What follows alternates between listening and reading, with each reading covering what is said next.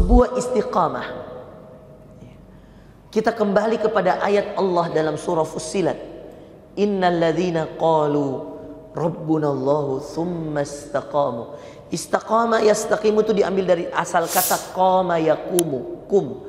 Qama yaqumu itu berdiri, tegak, lurus. Qama yaqumu. Maka sesuatu yang istiqamah itu tidak neko-neko. Ihdinas siratal mustaqim. Istaqama yastaqimu, mustaqiman. Maka orang yang ingin istiqamah, level pertama, selesaikan semua kewajiban. Kewajiban inilah yang bentuknya utang. Selesaikan hak Allah, selesaikan hak orang tua, selesaikan hak orang-orang yang kamu punya utang. Dan begitu juga kamu mendapatkan hak kamu. Hak pengasuhan di waktu kecil, hak rezeki dari Allah, itu hak kita. Tetapi percaya teman-teman, tidak bisa kita mendapatkan kebahagiaan kalau kewajiban kita belum tertunaikan dengan baik. Istiqamah dengan amal soleh tidak bermanfaat. Dia istiqamah dengan sedekah, setiap subuh sedekah, tapi dia tidak sholat subuh. Bermanfaat gak sedekahnya? Tidak. Karena bagaimana mungkin dia kerjakan tambahan, dia lupa kewajiban. Sedekah itu tambahan. Puasa Senin Kamis, Masya Allah, selesai nih tawa Syawalnya 6 hari. Masya Allah, puasa Syawal, selesai nih Ustaz. Tapi tidak sholat zuhur. Maka Syawal yang 6 hari ini tidak lebih baik daripada sholat zuhur 4 rakaat. Karena zuhur 4 rakaat utang kepada siapa? Allah. Saya ibaratkan, kalau ada orang punya utang 100.000, jangan 100.000, 1 juta, sama temannya, baru temannya ini menikah. Ketika menikah ini temannya, dia masukkan uang di dalam amplop 1 juta persis. Baru dia kasih nama dari fulan. Seketika temannya ini buka pas solo, pas solo kan namanya itu kalau di Makassar, cocok nih. Dia terharu. Dia bilang, Masya Allah, teman saya begitu baik. Pas solonya orang lain 100.000, 200.000, paling banyak 300.000. Dia 1 juta. Saking terharunya dia foto itu amplop. Kemudian dia kasih caption, kamu memang sahabat terbaik. Terharu di hari bahagia saya, kamu berikan pas solo 1 juta. Apa jawaban temannya? Tabe, sahabatku, koma, itu sekalian diutangku kemarin. Saya tanya Ki, kira-kira sakit gak hatinya itu yang dapat pas solo? Dia bilang, dia balas, kalau ini utang kawan, jangan mau kasih masuk di pas solomu. Karena saya sudah berhusnudzon. Sama nggak kira-kira? Iya. Nggak bisa utang-utang. Iya. Pas solo itu tambahan. Iya. Makanya saya kasih tahu teman-teman, hal yang paling banyak merusak hubungan, harta, utang. Hati-hati. Saya tidak tahu berapa banyak orang utang sama saya. Ku bayar tiap bulan Ustaz. 3 tahun tidak ada pindah bayar. Pinjam dulu uang Ustaz. Mau ki apa? Mau kak menikah kurang mempanaiku. Berapa? 10 juta. Nanti ku cicil ki tiap bulan. Baik. Kirim. Hilang. Tidak tahu kemana. Dia bilang izin Ustaz. Belum ada ya. Oh iya Pak Deng. Ada pi. 3 tahun tidak ada. Ya sudah. Mau pilih apa? Mudah-mudahan Allah lapangkan dia. Jangan disebut nama bos. Iya. Begitu teman-teman. Utang selesaikan. Dan makanya ada hadis Nabi, 3 orang yang wajib ditolong Allah. Catat ini.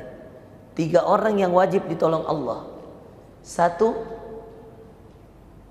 anak muda yang ingin menikah, maka Allah akan mudahkan pernikahannya selama dia niat menikah tidak untuk maksiat. Maka dia pasti ditolong Allah.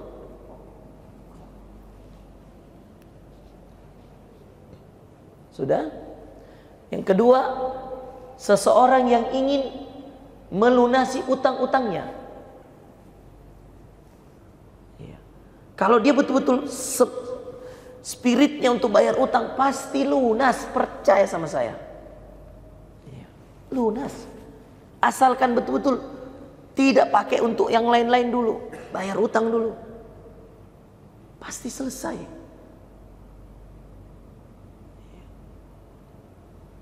Sudah. Kemudian yang ketiga, seorang yang ingin memerdekakan orang lain, budak, pasti ditolong Allah. Itu 3 tadi. Saya kirimkan hadisnya. Sama siapa saya kirim dia? Siapa Zul? Baru tampilkan Zul. Baru video. Baru di foto.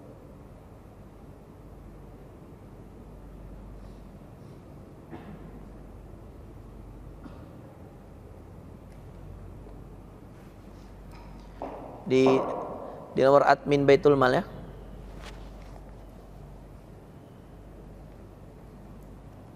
Jeleknya sinyal. Bentar.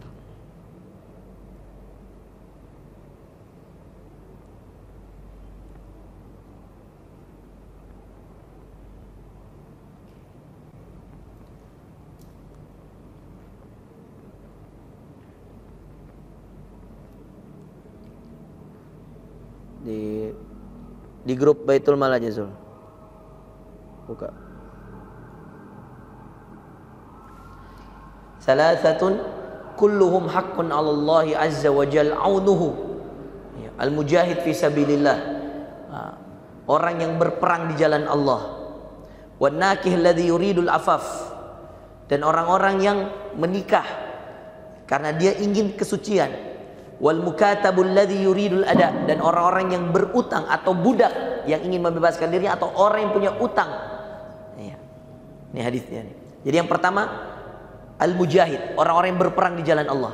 Ganti situ. Jadi nomor 2 dengan nomor 3 itu di situ tergabung. Orang yang punya utang atau budak yang mau dibebaskan, dan orang yang punya utang mau, karena namanya mukatab. Faktubu. Nah ini hadisnya, nanti kalian tinggal foto atau screenshot. Dibesarkan lagi bisa nggak? Kecil sekali. Ini hadisnya riwayat An-Nasa'i, riwayat Tirmidzi, riwayat Ibnu Majah. Hadis ini hasan. Kasih besar lagi bisa? Ya, coba besar lagi. Lagi? Ya. Geser sedikit ke sini. Ada 3 orang yang akan mendapatkan pertolongan Allah. Golongan yang ketiga itu budak mukatab. Ini sama dengan juga budak mukatab ini orang yang punya utang, yang ingin membebaskan dirinya. Seorang budak, sekarang kan sudah tidak ada budak. Maka sebagian ulama menafsirkan atau menerjemahkan ini sebagai orang yang punya utang, yang mau lunas utangnya. Pasti kau ditolong Allah. Makanya ikhtiar, rajin sholat.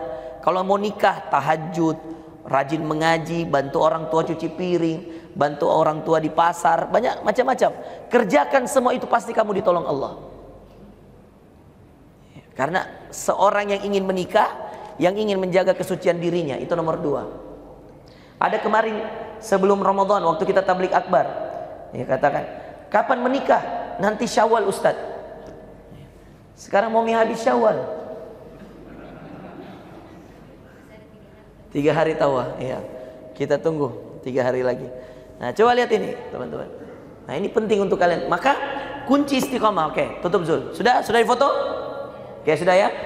Maka perhatikan baik-baik teman-teman. Setelah kalian kerjakan kewajiban, yang menjadi tanggung jawab dan utang piutang, maka bergeserlah, pindahlah kepada sesuatu yang membuatmu istiqomah. Apa sesuatu yang membuatmu istiqomah, Ustaz?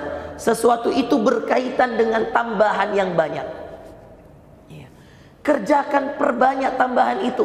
Nawafil, tahajud, duha, semuanya kerjakan. Mengaji. Orang kalau tidak mengaji tidak berdosa, tidak. Tapi orang yang tidak mengaji sama dengan menjadikan dirinya seperti kuburan. Orang yang tidak mengaji sama dengan menjauh dari Allah. Hati-hati. Iya. Maka sebenarnya tambahan-tambahan itu membuat Anda istiqamah. Selain kewajiban, perbanyak nawafil. Makanya kemudian dikatakan dalam surah Al-Isra ketika Allah bercerita tentang tahajud, wa minal laili fatahajjad bihi nafilatan lak. Dan pada waktu malam wahai Muhammad, bangunlah tahajud sebagai tambahan dirimu. Tambahan apa? Tambahan untuk ibadah. Bayangkan sekelas Nabi disuruh tambah ibadahnya. Padahal sudah cukup sebenarnya subuh, zuhur, asar, maghrib, isya. Tapi Allah bilang, wa minal lail, pada waktu malam, fatahajjad bih, bangunlah tahajud, nafilatan lak, sebagai tambahan untukmu. Asa an yab'atsaka rabbuk, semoga Allah Tuhanmu ya, mengangkat dirimu, memuliakan dirimu, yab'atsaka rabbuk maqaman mahmuda, pada tempat yang tertinggi. Sedekah, tahajud, duha tidak wajib, tapi kalau kamu tidak pernah kerjakan, susah dirimu istiqamah. Percaya sama saya. Iya. Mustahil teman-teman orang bangun tahajud tidak sholat subuh. Iya. Jarang saya temukan. Kalau orang bangun subuh tidak tahajud banyak. Tapi kalau dia betul-betul bangun dan istiqomah tahajud, tidak mungkin rasanya kalau dia tidak sholat subuh. Kecuali kalau dia kecepatan tahajudnya. Maka perhatikan nih. Saya berdiri lagi ya. Perhatikan di sini. Saran saya, sebaiknya, perhatikan. Mana anak-anak media? Diatur kameranya. Ya. Coba cari di luar, oke? Lari-lari cepat. Sebaiknya perhatikan, tahajud itu jangan terlalu cepat menurut saya. Khawatir. Iya. Lo cepat lo. Iya. Khawatir teman-teman. Kamu bangun jam 1, sholat tahajud sampai jam 2. Iya. Lalu kemudian kamu bilang tidur-tidur Kak dulu deh. Setan betul itu kata. Ulang kita, bangun jam berapa? 1. Ya. Kemudian sholat 1 jam, 11 rakaat, Masya Allah. Kemudian jam 2, ngaji-ngaji, oh masih kuat. 2:30 mulai loyo. Lalu kemudian dia ambil mie bantal, apalagi kalau sudah ambil bantal, selesai. Dia ambil bantal, baru dia dalam hati bilang, tidur Kak dulu deh. Makanya ada hadis orang yang bangun sholat subuh itu dikencingi syaitan telinganya sampai seakan-akan dia tidak dengar azan subuh. Karena memang syaitan tidak suka orang bangun sholat subuh. Itulah sholat yang paling dicintai Allah teman-teman.